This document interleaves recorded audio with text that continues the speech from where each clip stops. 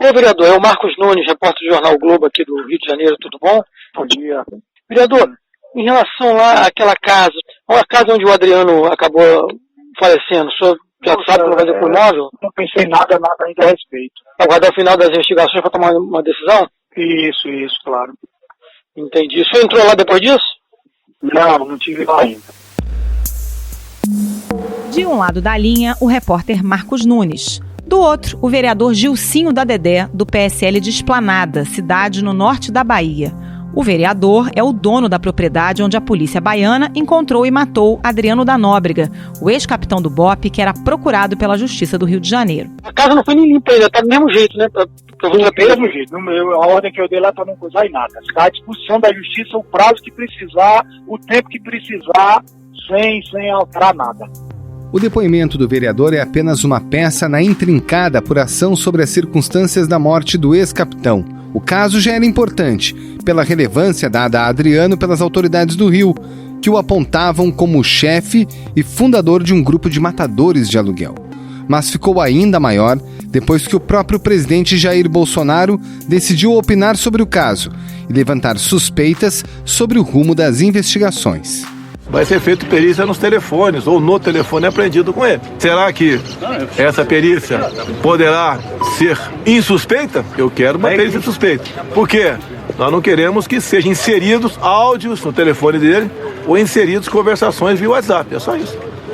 Que depois que se faz uma perícia, porventura, já bem claro, porventura, não estou afirmando, se faça uma perícia suspeita, tá? Depois a pessoa atingida, que pode ser eu, é certo? Porque apesar de ser presidente da República, imagina se eu fosse cidadão comum, né? Apesar de ser presidente da República, quanto tempo levaria para essa nova perícia? O que já se sabe até agora sobre a morte de Adriano? Qual será o papel da Polícia da Bahia e da Polícia do Rio de Janeiro? Porque, apesar do histórico de Adriano, ele não tinha nenhuma condenação em última instância, como afirmam o presidente e o advogado da família Bolsonaro. Esses são os temas do Ao Ponto de hoje. Eu sou Carolina Moran, estou com Roberto Maltic e hoje a gente conversa com os repórteres Marcos Nunes e Rafael Soares, que há pelo menos 10 anos acompanham a trajetória do chefe do chamado Escritório do Crime. Fique com a gente. Carol, hoje a gente está em companhia de repórteres de polícia de longa data, né? Vamos começar pelo Marcos Nunes. O que a gente sabe até o momento sobre a investigação, sobre a morte do ex-policial Adriano da Nóbrega? Caso bem complicado, né? Está sendo investigado pela Secretaria de Segurança Pública da Bahia, que agiu de acordo com as informações que foram repassadas pela Polícia Civil aqui do Rio de Janeiro, pelo grupo dos promotores, que é o GAECO, Grupo de Atuação Especial de Combate ao Crime Organizado aqui do Ministério Público do Rio. Bom, a polícia e o Ministério Público tiveram informações que ele estaria escondido numa fazenda, lá da zona rural de Esplanada, município do norte da Bahia, né? Cerca de 170 quilômetros mais ou menos de distância de Salvador. E montou um cerco para ser executado no dia seguinte, um dia 9, nessa fazenda, que era do pecuarista Leandro Guimarães. De alguma forma, o Adriano teria recebido uma informação, supostamente por um telefonema, coisa que está sendo investigada ainda pela polícia baiana. E, assim ele diz no depoimento, o Leandro Guimarães, pressionou o Leandro para que ele fosse levado para um outro esconderijo, para um outro local. O Leandro alega que fez isso por ter sido forçado. E então transporta o Adriano para uma casa. Essa casa pertence a um vereador lá da cidade de Esplanada, o Gilcinho da Dedé. Estava vazia essa casa, leva o Adriano para lá na noite do dia 8 ainda, e ele fica escondido lá. Ocorre que, já na manhã do dia 9, no domingo, a polícia da Bahia, o BOPE do estado da Bahia, cerca essa residência lá do Leandro Guimarães. O Leandro Guimarães tem 3 armas de posse desse pecuarista, ele é preso em flagrante e tal, e a polícia acaba descobrindo onde estaria escondido o Adriano da Nóbrega. Rumaram para lá logo em seguida. A casa foi cercada, né, pela PM lá da Bahia.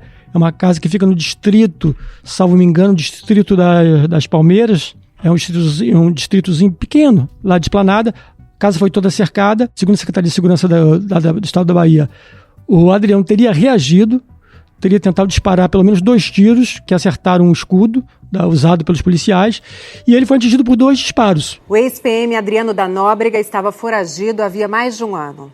Ainda teria sido levado com vida para um hospital da Santa Casa de Misericórdia, lá de Esplanada, mas não resistiu e morreu. Essa é a versão oficial do que se tem até agora. Entre ontem à noite e hoje de manhã, a Justiça lá da Bahia atendeu um pedido feito pelo Ministério Público da Bahia e também pela família do Adriano, né? Pedindo umas medidas de provas antecipadas, né? Tutela antecipada de provas. Dentre essas medidas, a gente pode destacar pelo menos duas, né? Que são bem contundentes para antecipação de provas. Uma das medidas é que a Justiça determinou que a Polícia da Bahia forneça as gravações dos rádios transmissores usados pelos policiais militares que participaram dessa operação que acabou na morte do Adriano. Eles querem... Qual é o objetivo dessa medida? Eles querem saber exatamente os momentos que antecederam a morte, o que ocorreu ali. Então é muito importante. E os policiais falavam entre si, né? Isso, Carolina, exatamente isso. Para tentar montar esse quebra-cabeça. E uma outra medida aí, que também chama atenção, é uma perícia papiloscópica na munição que estava numa pistola Glock, calibre 9mm, supostamente encontrada com o Adriano, a qual ele teria usado para disparar os tiros. Eles querem uma perícia datiloscópica ali, papiloscópica ali. Para quê? Para saber se ela foi de fato manuseada pelo ex-capitão do BOP, ou se alguém manuseou aquilo e montou uma falsa cena de crime. Papiloscópica de impressões digitais. Querem saber se alguém pegou na arma do crime além do próprio Adriano. Exatamente, Carol. É mais ou menos isso. Agora, Nunes, tem muitas informações desencontradas sobre essa investigação das circunstâncias da morte, né? Já informações foram vazadas de que ele teria sido torturado. O próprio senador Flávio Bolsonaro divulgou nas redes sociais um vídeo que seria da autópsia do Adriano. O que se sabe de concreto sobre essas informações de perícia? Pouca coisa, porque o caso está sob sigilo. Porque a única coisa que nós temos de perícia, a gente até conversou com a Secretaria de Segurança da Bahia nesta quarta-feira, e a Secretaria de Segurança da Bahia disse que vai atender todos os pedidos da Justiça, mas não esclareceu para a gente se alguma das perícias solicitadas já foram concluídas ou não. Então, mas a gente sabe pouca sobre coisa. O vídeo, eles dizem que não teria sido filmado nas dependências... Sobre o vídeo já foi negado pela Secretaria de Segurança da Bahia. Quer dizer, não seria uma imagem do corpo do Adriano? Segundo eles, não. Algumas informações que já vieram à tona mostram uma proximidade muito grande entre as armas dos policiais e o corpo de Adriano. O que já se sabe sobre isso? O que acontece é o seguinte: quando foi feito um cerco, pelos relatos apresentados pelos policiais militares que participaram desta operação, estaria numa distância relativamente curta, coisa de 3, 4 metros, ou menos ainda. Os policiais disseram que 3 deles invadiram a casa, que um usou uma ferramenta para arrombar a porta e que o primeiro a entrar tinha um escudo à prova de balas. Quando o Adriano teria feito pelo menos 2 disparos com essa pistola, calibre 9mm.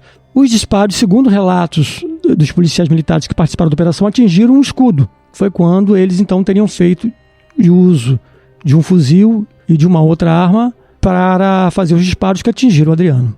As perícias nos telefones. Com o Adriano foram encontrados vários telefones e chips. Quem está comandando essa perícia?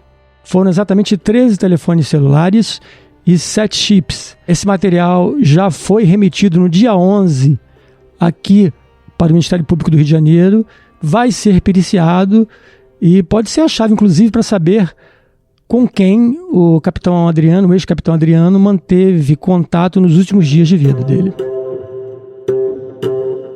Você esteve na Bahia, né, Nunes? Logo depois da morte do Adriano. O que você encontrou lá? O que mais te chamou a atenção? O que chamou a atenção foi a casa onde ele estava lá. Primeiro, é bom a gente falar que o Adriano esteve lá na cidade de Esplanada, mas ele não era de frequentar bares, casas noturnas. Ele não foi assim, visto pela maioria dos moradores do local. Ele ficava mais incluso, né, mais oculto, permanecia mais tempo nas fazendas e fazia, inclusive, chegou a fazer vaquejadas.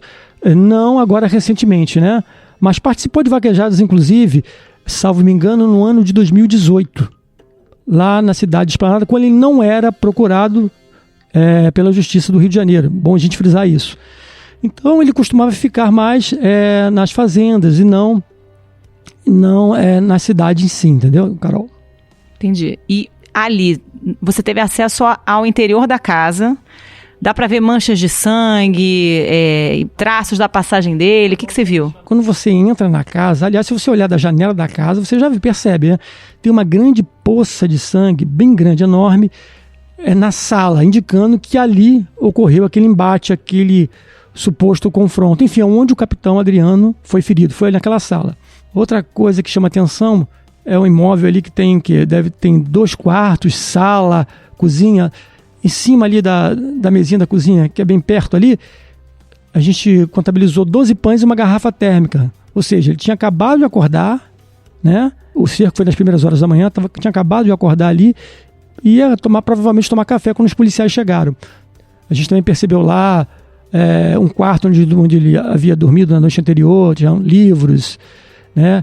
Estava bem recente, mostrando como é que foram os últimos momentos da vida dele. Ele dedicou uma parte de leitura, salvo me engano, ele leu um livro, As 48 Leis do Poder. Foi exatamente isso, acho que é um livro de autoajuda, né? Ele estava lendo aquilo, foi a última leitura que ele fez, enfim, antes de acontecer o embate lá com a PM baiana. Marcos, onde é que está o corpo do Adriano nesse momento?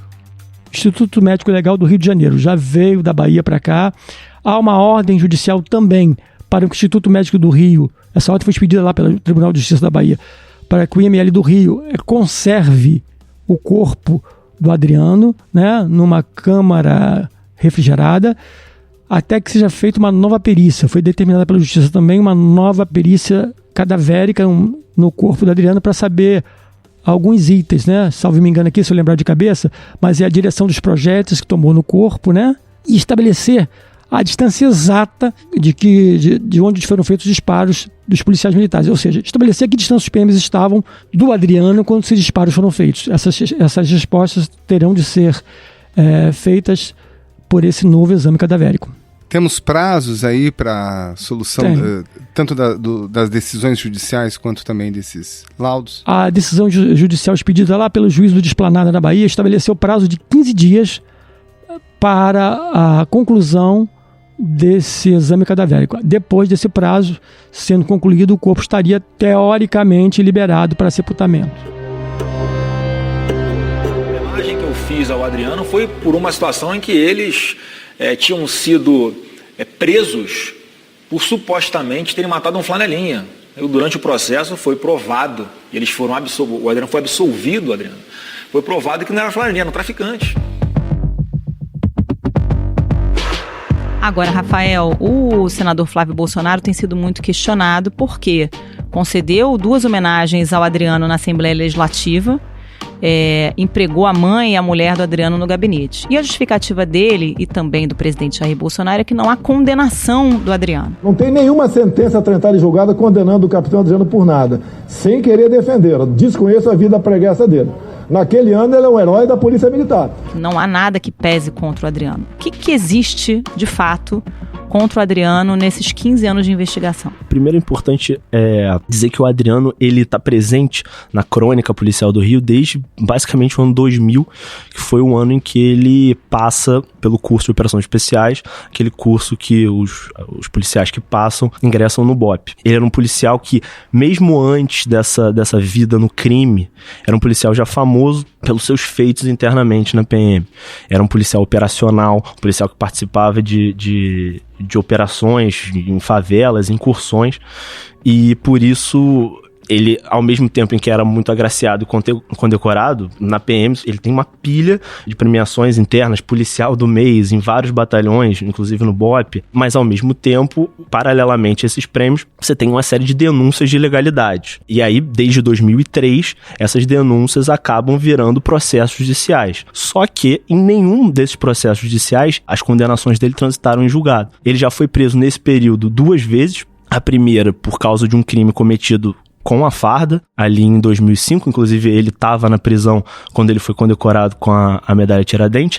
A segunda vez em 2011, mas por crimes cometidos sem a farda, né, por fazer parte de uma quadrilha de bicheiros daqui do Rio e por ter supostamente cometido um atentado contra um bicheiro. Depois ele foi, nos 2 casos, né? No primeiro caso ele foi condenado em primeira instância e em segunda instância absolvido, no caso do homicídio cometido com a farda, e no segundo caso ele não foi sequer condenado.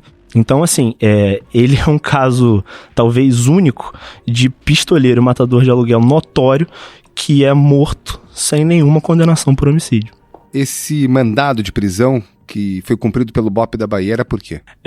Esse mandado de prisão foi expedido aqui pela Justiça do Rio, e ele tem no seu conteúdo dessa investigação uma novidade até então para a Polícia do Rio, porque até então a gente não tinha essa informação, né? Nem nós, a imprensa, nem quem investigava o Adriano já é investigado há pelo menos 15 anos, da ligação do Adriano com a milícia.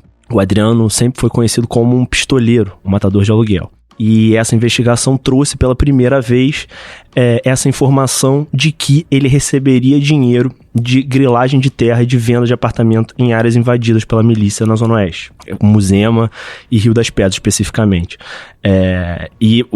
Esse mandado de prisão era justamente pelo crime de organização criminosa, de participação dele nessa milícia. E essa participação dessa denúncia na biografia dele é justamente jogar luz sobre uma atividade que a gente até então não sabia do Adriano. Você estudou naturalmente essa denúncia. Há provas disso, do envolvimento do Adriano nesse tipo de atividade?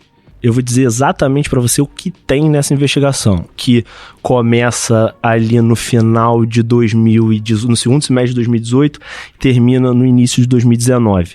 Eles basicamente quebram o sigilo de vários integrantes da milícia e ouvem conversas de integrantes que se referem supostamente ao Adriano. Se referem ao Adriano como patrãozão, um apelido que algumas pessoas chamam ele de gordinho, porque depois que ele saiu da polícia, ele era um cara muito forte e quando ele sai da polícia ele engorda.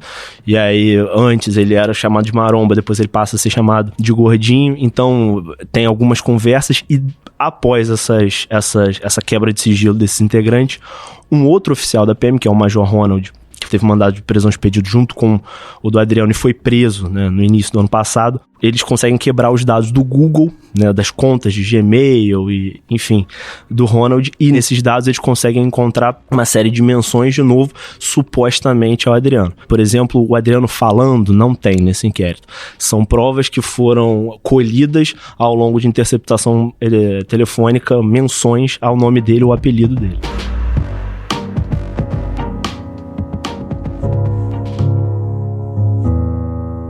Há casos de testemunhas que prestaram depoimento contra o Adriano e que depois voltaram atrás desse depoimento, né, Rafael? Sim.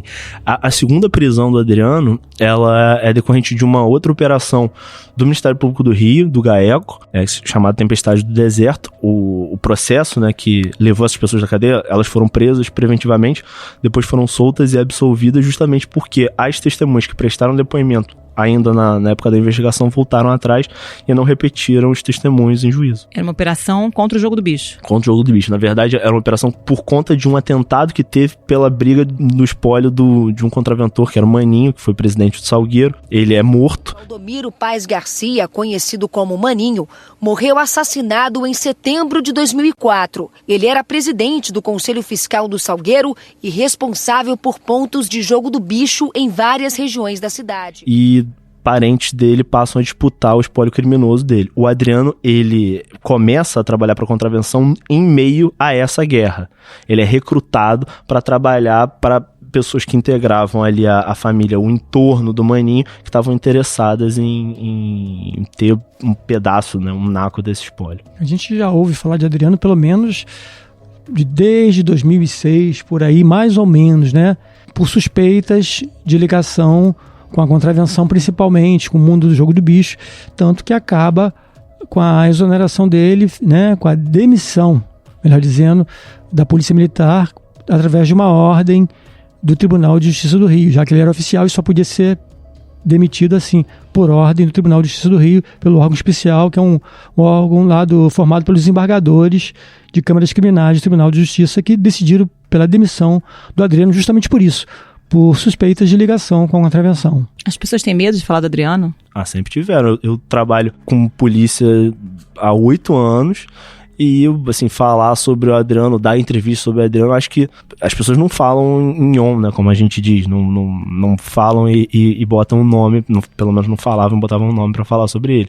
Ele é um cara que sempre pairou ali, mas nunca apareceu. Talvez por isso ele seja um intocável. Marcos Nunes e Rafael Soares, muito obrigada pela participação. Até a próxima. Valeu, gente. Muito obrigado. Até a próxima. Um prazer enorme. Espero aparecer de novo. Valeu. Obrigado.